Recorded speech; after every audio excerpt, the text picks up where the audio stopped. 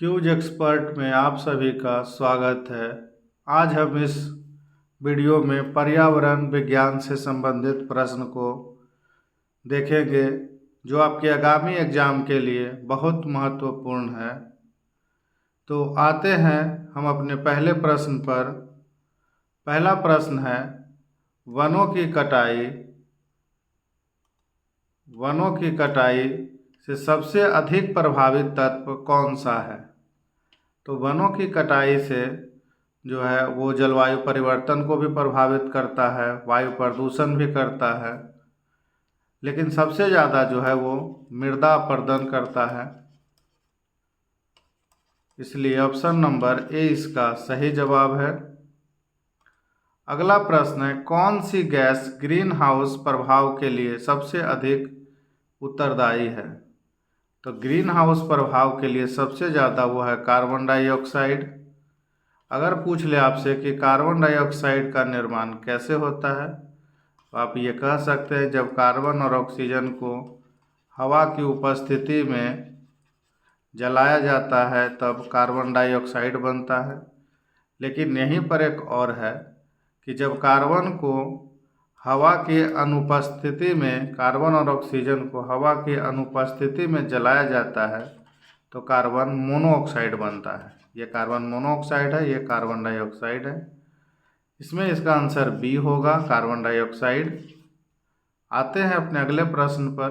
अगला प्रश्न है, ओजोन परत का संरक्षण किसके द्वारा किया जाता है? तो ओजोन परत का संरक्षण आप CFC जो है यानी कि क्लोरोफ्लोरोकार्बन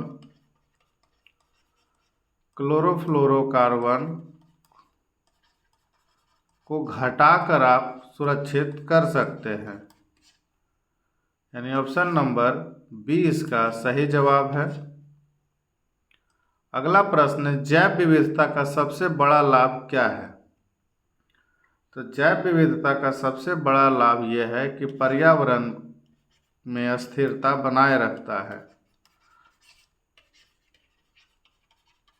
इसलिए ऑप्शन नंबर ए इसका सही जवाब है।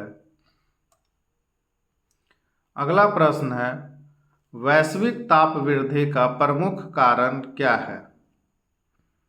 तो वैश्विक ताप वृद्धि का प्रमुख कारण जो है कार्बन उत्सर्जन में वृद्धि,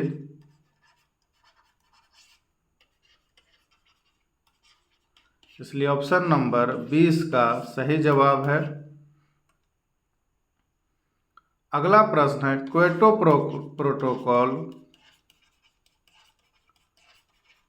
प्रोटोकॉल का संबंध किससे है?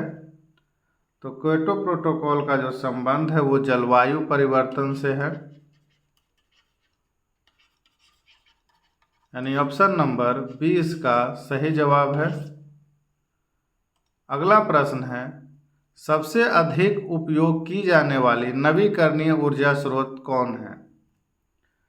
तो सबसे अधिक जो है उपयोग की जाने वाली नवीकरणीय ऊर्जा जो है सौर ऊर्जा है।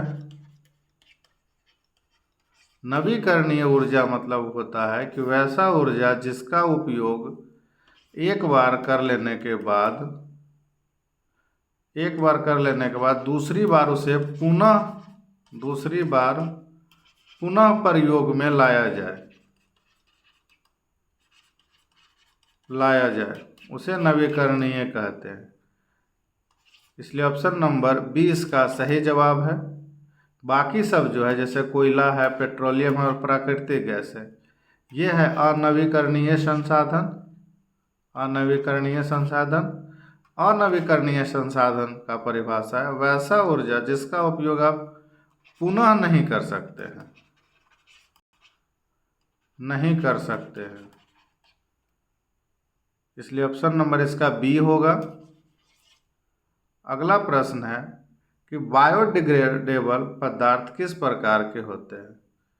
तो बायोडिग्रेडेबल पदार्थ जो है इसका उपयोग जो पर्यावरण में विघटित हो जाते हैं, जैसे कि मान लिया जाए कि बायोडिग्रेडेबल मतलब ये हुआ कि इसका हम प्रयोग किए और कुछ प्रयोग में लाते हैं उसे बाहर फेंक देते हैं, जैसे प्लास्टिक का बना हुआ ये क्या होता है, ये ना तो सड़ता है और ना ही गलता है।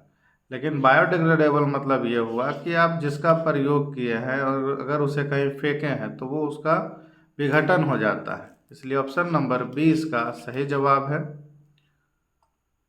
अगला प्रश्न है, कौन सा प्रदूषक मानव स्वास्थ्य के लिए सबसे अधिक हानिकारक है? तो इसका सही जवाब है सीसा, यानी ऑप्शन नंबर डी। अगला प्रश्न है, क्लोरोफ्लोरोकार्बन का उपयोग किसमें होता है? तो क्लोरोफ्लोरोकार्बन जो है वो ज़्यादा करके एक एयर कंडीशन और रेफ्रिजरेटर से ये निकलता है। इसलिए ऑप्शन नंबर सी इसका सही जवाब है।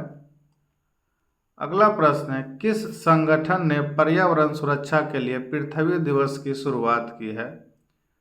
तो ये है एनवायरमेंटल प्रोटेक्शन एजेंसी, EPA, यानी ऑप्शन नंबर डी इसका सही जवाब है। अगला प्रश्न है, भारत में सबसे अधिक वन आवरण किस राज्य में पाया जाता है? तो भारत में सबसे अधिक जो है, सबसे अधिक वन आवरण ये मध्य प्रदेश में पाया जाता है, यानी ऑप्शन नंबर बी इसका सही जवाब है। अगला प्रश्न है, एशियाई शेर का प्राकृतिक आवास कहाँ स्थित है?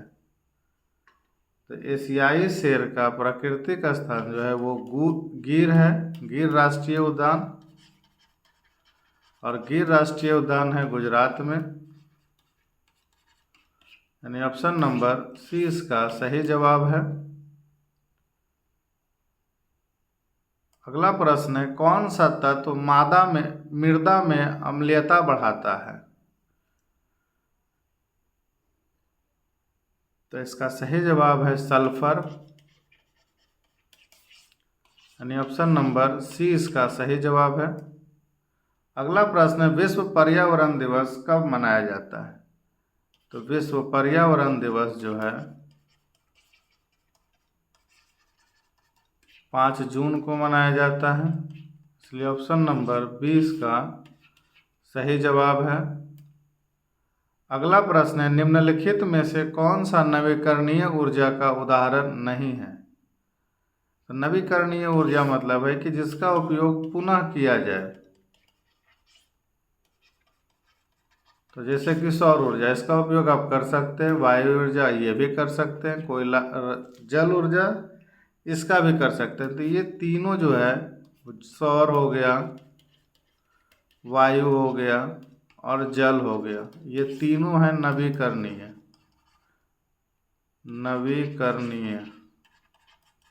जबकि कोयला जो है ये है अनवीकरणीय।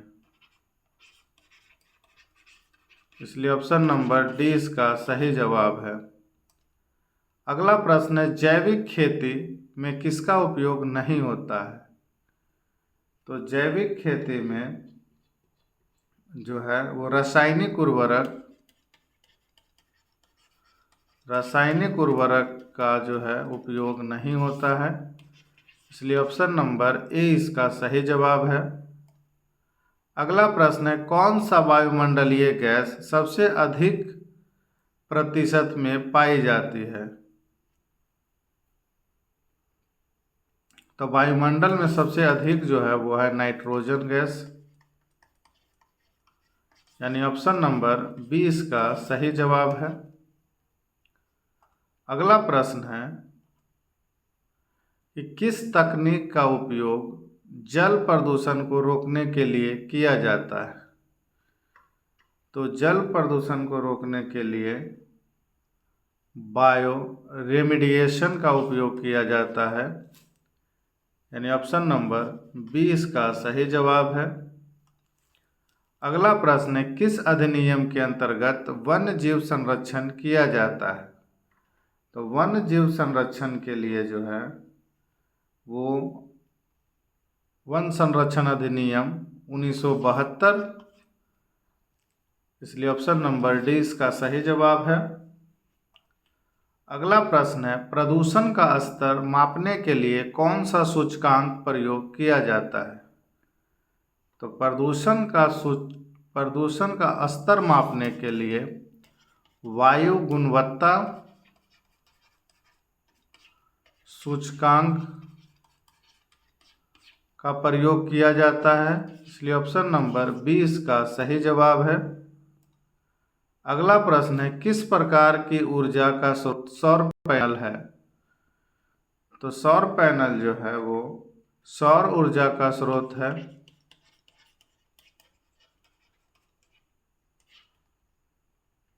इसलिए ऑप्शन नंबर बी इसका सही जवाब है।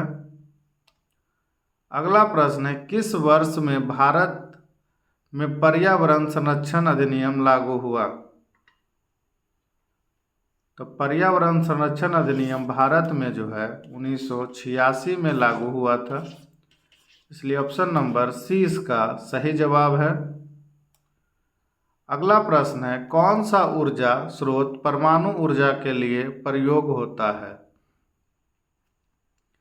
तो परमाणु ऊर्जा के लिए जो है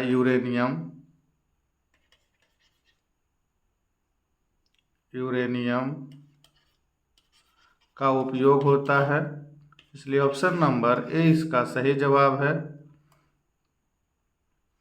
अगला प्रश्न है कि कौन सी संस्था भारत में पर्यावरणीय प्रभाव आकलन के लिए उत्तरदायी है? तो इसका सही जवाब है पर्यावरण, वन और जलवायु परिवर्तन मंत्रालय, यानी ऑप्शन नंबर बी इसका सही जवाब है। यह था आज का पर्यावरण